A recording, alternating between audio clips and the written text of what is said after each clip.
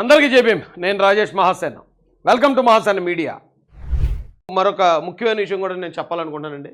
ఇప్పుడు తూర్పుగోదావరి జిల్లా, గతంలో తూర్పుగోదావరి జిల్లా, మరి ఇప్పుడు తూర్పుగోదావరి జిల్లాలో ఉందా, కాకినాడ జిల్లాలో ఉందా, సంథింగ్ దోరపూడి అనే గ్రామంలో విగ్రహావిష్కరణ దగ్గర రెండు వర్గాల మధ్య తీవ్రమైన ఉద్రిక్తతలు ఉన్నాయి.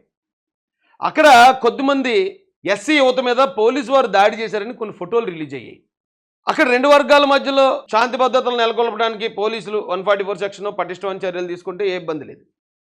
కానీ అక్కడున్న ఎవరైనా కొద్దిమంది పెద్దలు, డబ్బున్న వాళ్ళు, మోతుబర్లు వాళ్ళ మాట విని దళిత యువత మీద కానీ దాడి చేసే స్థాయికి ఏ పోలీస్ అధికారన్నా దిగజారితే, గతంలో అలా చేసిన ప్రతి ఒక్క అధికారి కూడా ఈ రోజున పోస్టింగ్లు కూడా లేకుండా మొత్తం కెరీర్ అంతా నాశనం చేసుకుని పెట్టుకున్నారు, సస్పెండ్లు అయిపోయి. ఇప్పుడు మరీ చెప్తున్నామండి, ఇది చంద్రబాబు నాయుడు గారు గవర్నమెంటు. గతంలో దళితుల మీద దాడులు జరగడం, పోలీసు అట్రాసిటీలు, పోలీసులు ఏదో శిరోమండనాలు చేయటం, పోలీస్ స్టేషన్లో కొట్టడం, తప్పుడు కేసులు పెట్టి సెంట్రల్ జైలు అలాంటిది ఏదైనా ఇక్కడ రిపీట్ అయితే ఇక్కడ పోలీసు వారు తమ కెరీర్ని నాశనం చేసుకున్న వాళ్ళు అవుతారు. ఏ ఒక్కరిని మాత్రం వదిలిపెట్టం.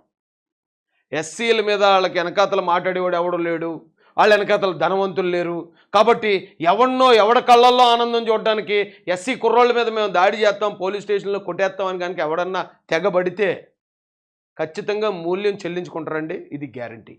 కేవలం ఈ బలహీనమైన పక్షం మీద కనుక పోలీస్ అట్రాసిటీస్ మాత్రం ఈ గవర్నమెంట్లో జరగటం లేదండి. ఎందుకంటే చరిత్రలో మొట్టమొదటిసారి తెలుగుదేశం పార్టీ మీద నమ్మకంతో మెజారిటీ దళితులు తెలుగుదేశం పార్టీ వైపు నిలబడ్డాం.